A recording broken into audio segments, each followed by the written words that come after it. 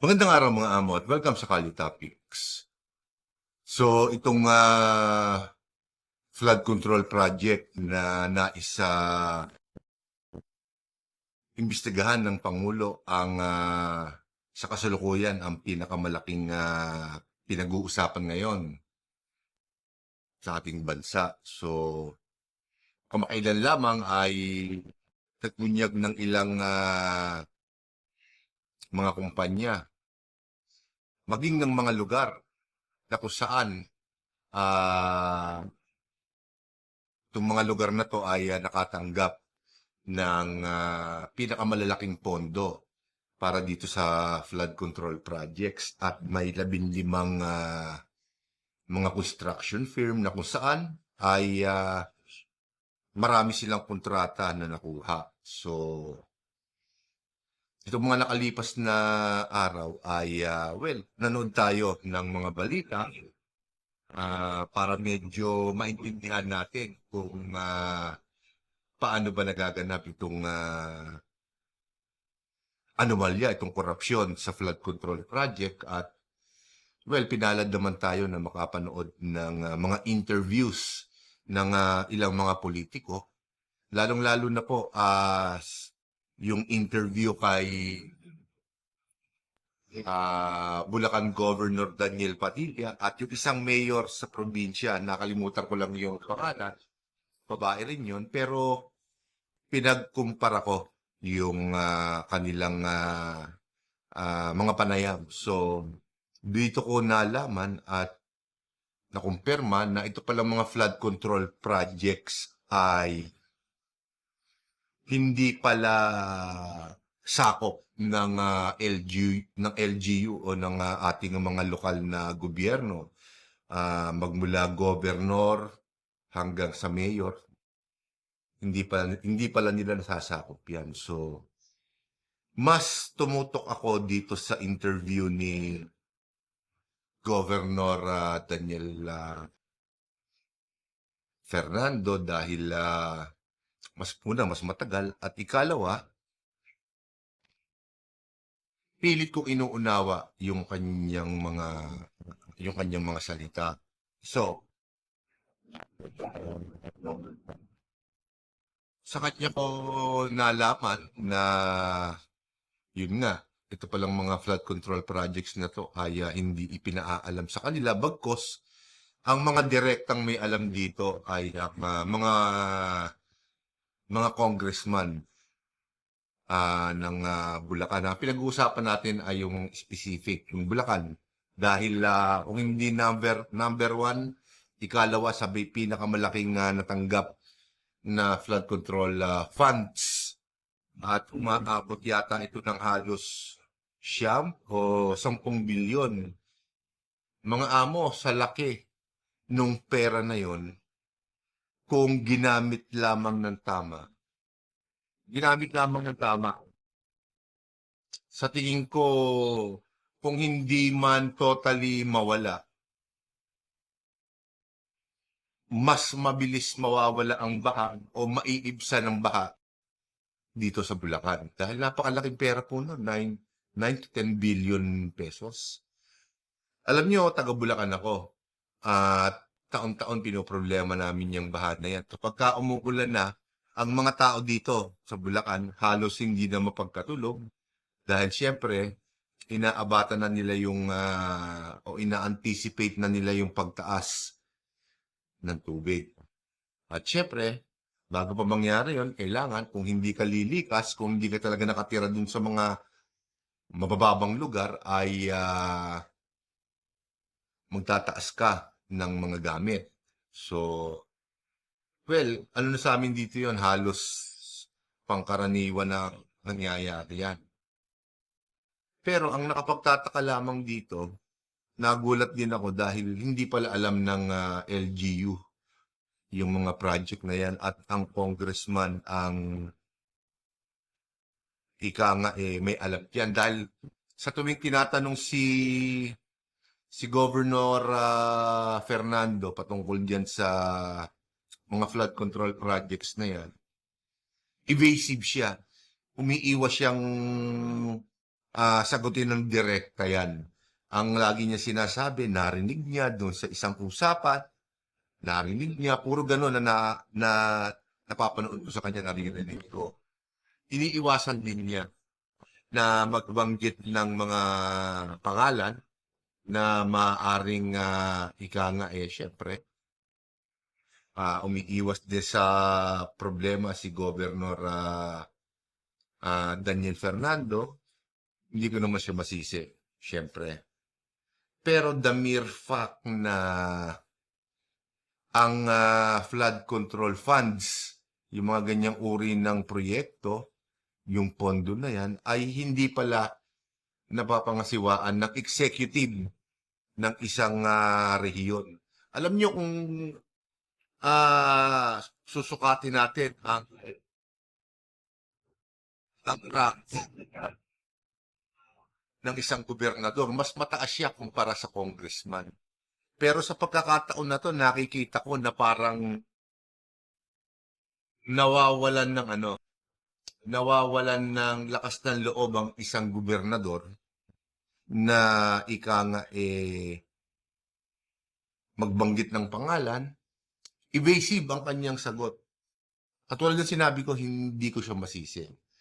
Pero kung siguro na iba-iba lang yung, kung merong isang opisyal ng gobyerno na katulad ng ugali nila Duterte o nila Sara na malakas ang loob, kayang bumangga kahit kanino, baka nabanggit niya yung mga pangalan na yan. Well, alam naman natin kung sino ang mga congressman sa Bulacan at alam naman natin na sila ang nagdidirekta. Kasi sinabi mismo ni Governor Fernando na ang nagagawa lamang nila ay mag-suggest o humingi ng ganitong mga uri ng proyekto para sa isang partikular na bayan.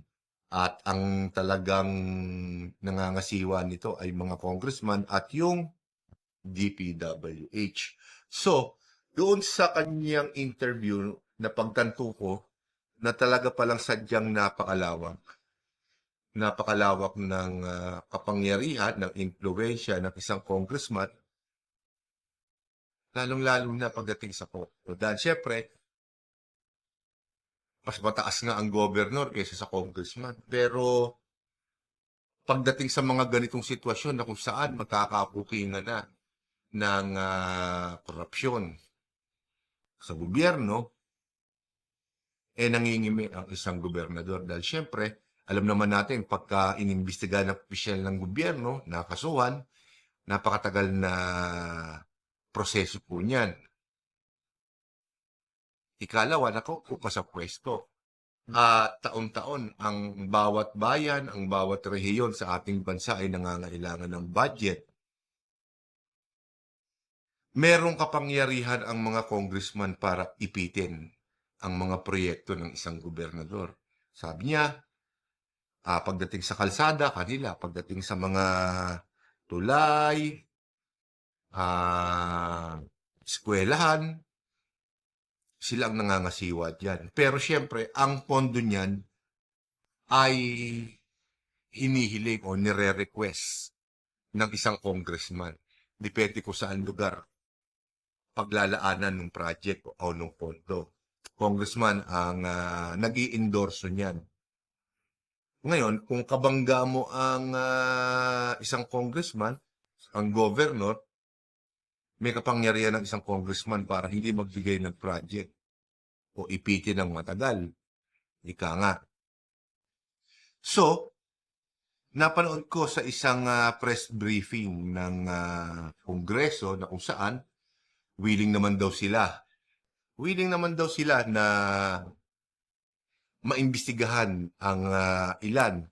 Parang 65 yata yung narinig ko na kongresista na bukod sa kongresista na ay nangungontrata pa ng mga flood control projects, either hindi tapos, mahina ang pagkakagawa, o sadyang guni-guni lang katulad na sinabi ng ating Pangulo.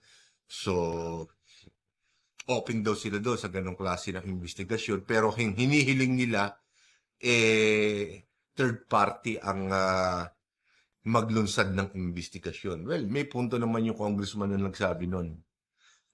Dahil ako, kung ako rin ang tatanungin, bakit iimbestigahan nyo ang sarili nyo? Di pagtatakpan nyo lang yung baho ng mga kasama nyo. Dahil syempre, ganun din ang ginagawa nila sa iyo kung ikaw ay isang kongresista. So, ika nga sa wikang Ingles, I'll scratch your back. Please do scratch mine. Diba? So, ginawan kita ng pabor, gawan mo rin ako ng pabor. Ganyan ang sistema sa gobyerno. Para magtagal ka. Kung nagnanais ka maging politiko, kailangan marunong kang makibagay. So, kultura na ng mga politika dito sa ating bansa yan. So, kaya hindi masawata ang korupsyon. So, doon nga sa sinabi ng isang congressman na dapat isang third party ang dapat na mag-imbestiga sa mga anomalya na yan. So, sino ba ang the best? Ika nga, sa sino ang the best na mag-iimbestiga sa kanila? DPWH, sa tingin ko, hindi sila credible. Dahil, syempre, sangkot sila dyan. Di ba? Government project yan. At kinakailangan din ng approval ng DPWH yan, maging ano pa man yan. Pangalawa, congressman, hindi nga pwede. So, DPWH, hindi pwede. Sino ang pwedeng mag-imbestiga dyan? Well, unang-una ang COA, Commission ng Audit. Kailangan ma-audit yung mga pinagkagastusan at nasa kapangyarihan niya ng COA. So, makukuha nila ngayon yung mga listahan niya, kung magkano, sino ang nangontrata, kailan nag-umpisa, kailan natapos, at kung ilan ang nakukuha o ilan ang nakuha na proyekto ng isang partikular na construction firm na nangongontrata. So, COA, okay yan. Ikalawa, siguro, dapat ang mag-imbestiga dyan isang independent o kahit sabihin mong grupo ng mga independent accountant. Magagaling din mag-imbestiga yung mga yan. Madaling, kaya nilang i-trace yan kung saan nanggaling, kung kailan, kung magkano. Kailangan magaling sa math. So, accountant, isang mga independent na accountant. At syempre, ikatlo, kailangang mag-deputize.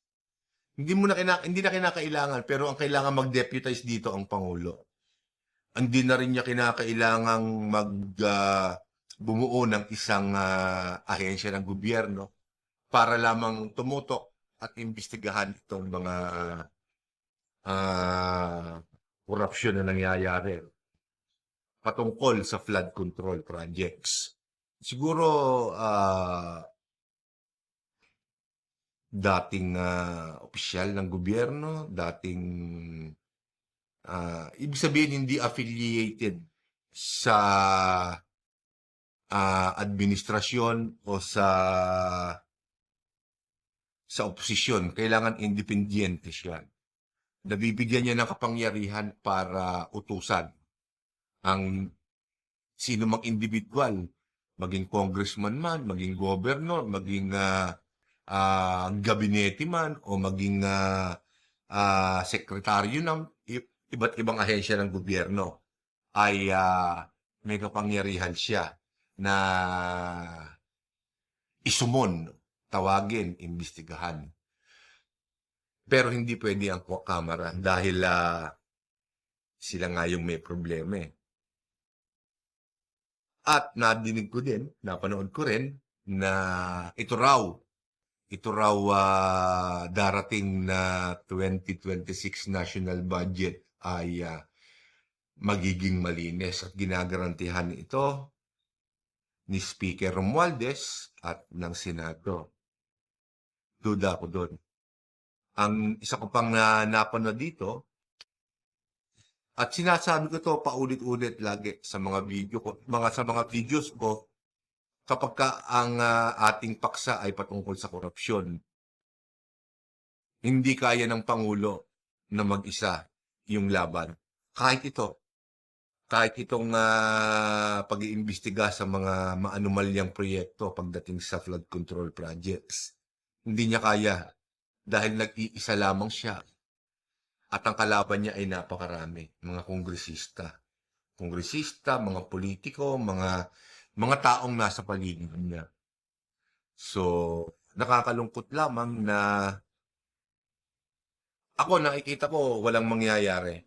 Walang mangyayari dito sa magiging investigasyon na to. Mababaon at mababaon lamang ito sa limot. Ganoon naman talaga eh. At tiningnan ko din kung merong matatakpang iskandalo o problema itong flood control corruption na to. Sa tingin ko wala naman. So sa tingin ko nais lang ng Pangulo na mag-iwan ng ligasiya sa kanyang administrasyon na tinutukan din niya ang korupsyon sa ating bansa. Kasi kung merong mga anomalya dyan sa mga flood control projects na yan, ano pa, yung mga kalsadang ginagawa sa bawat lugar sa ating bansa, mga tulay, mga eskwelahan, meron din yan.